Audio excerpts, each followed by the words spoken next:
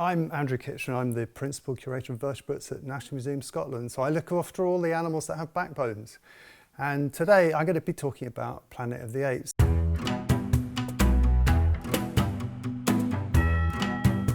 You're probably all very familiar with the films and the TV series stretching back to the 1970s and the very many remakes that have been since then. But what is the basis for Planet of the Apes? Could it really happen? Could the apes take over the world?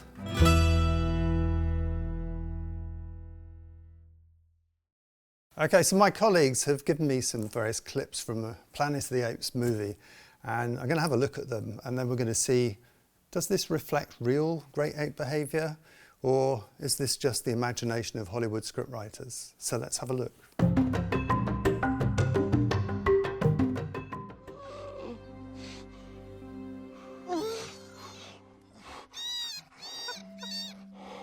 A baby's been born.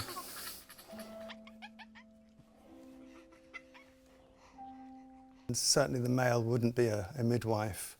In fact, chimpanzees don't have midwives as far as I know, although I think it's been recorded in bonobos. So I'm afraid that's all imagination.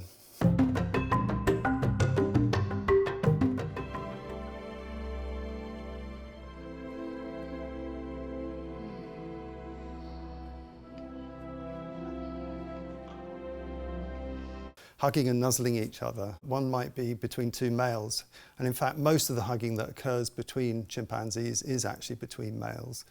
I guess it's because it's kind of reinforcing social bonds between individual males that may be brothers, for example, or they may have friendships that they've developed or alliances, because often they're trying to compete with the alpha male to become the alpha male, and therefore they may work with each other to try and dethrone that alpha male.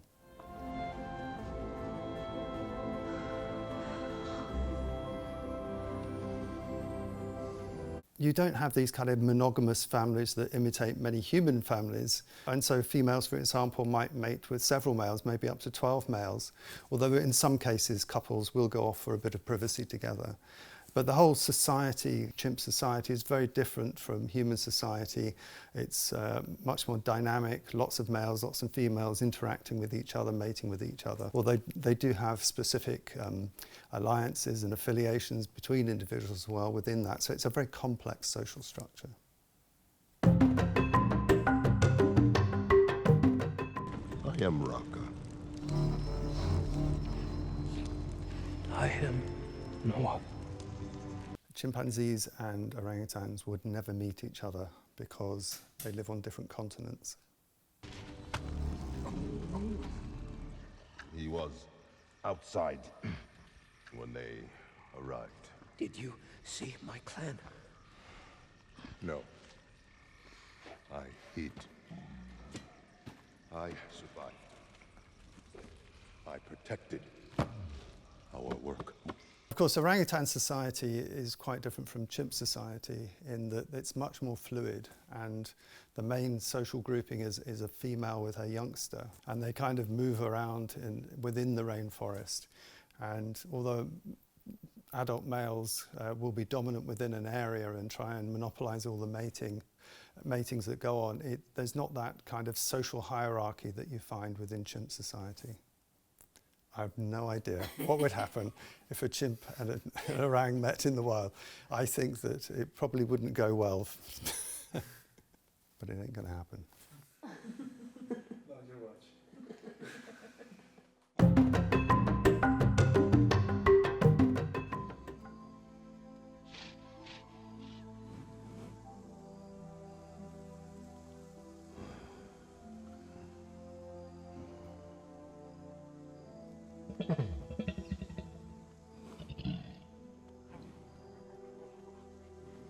And it's true that chimpanzees have been taught to use American Sign Language, for example, to communicate with humans.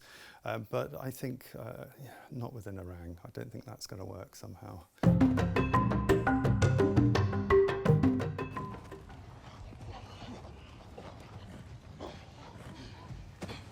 Chimpanzees riding on horses.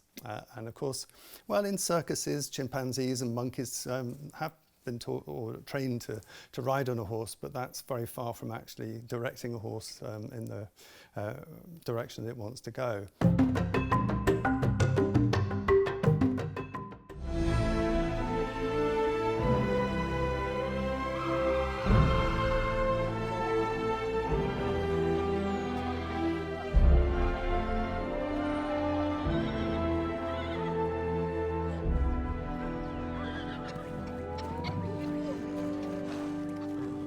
And it's true to say that chimpanzees live in these large communities that may have over 100 individuals, but they don't all gather together at one time. They split up into smaller groups that are moving around their kind of home range.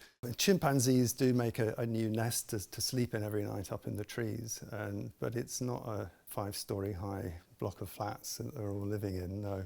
It's just a very basic structure to make life comfortable at night so they can get a good snooze.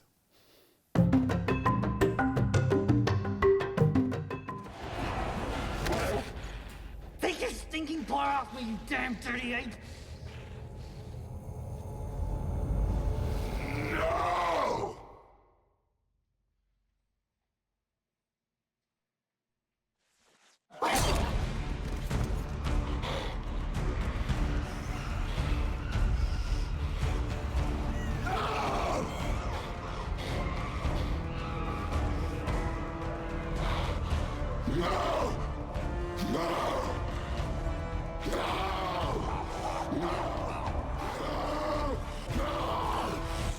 Well, you've heard the disrespectful language used to Caesar the chimpanzee before he actually says no. As I've said earlier, chimpanzees have been taught American Sign Language, and they do have lots of their normal vocalizations which can convey a lot of information, but they don't have the ability to learn language, English for example, and speak like we do.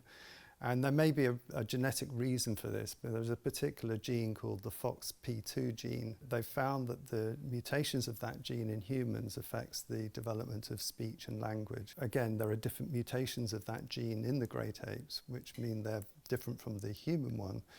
And this may be a genetic reason which then affects the brain structure, which can affect whether they can develop speech like we have.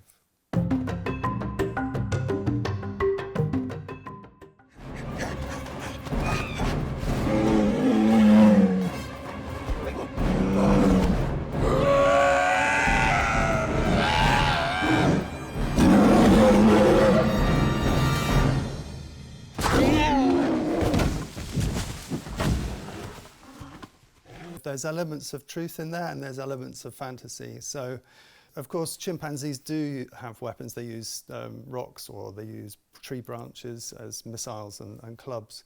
But I don't think they would actually go around impaling other animals like that. And certainly they're unlikely to ever meet a brown bear.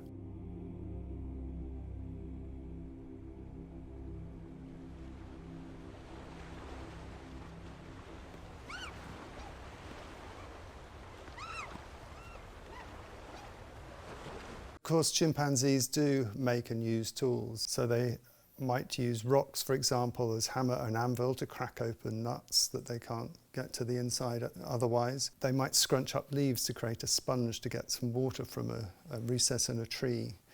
But perhaps one of the most famous tools are these grass stems, which they use to fish for termites. So termites live in large social groups in termite mounds.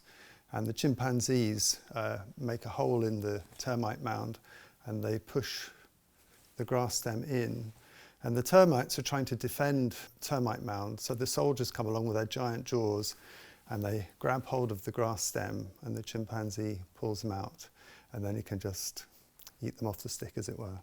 So that's a genuine termite fishing tool made by a chimpanzee in West Africa in the 1970s.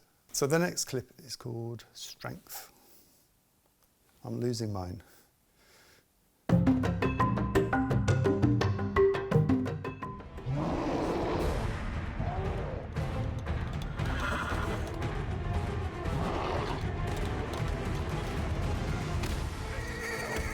Oh my dear.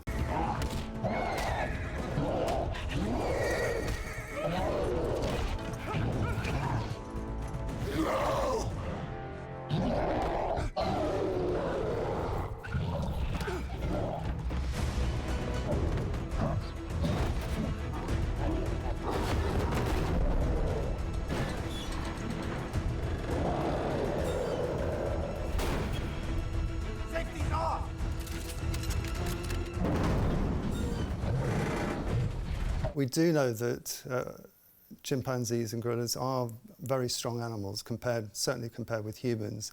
And tests have been done on chimpanzee muscle, for example, and they found it generates forces and power 35% more than human muscle.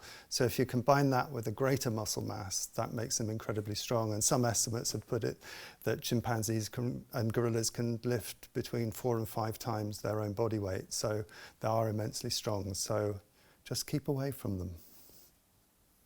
Okay, well, thanks for watching that. I hope you found out that there was some interesting information there about real ape behaviour amongst all the Hollywood fiction.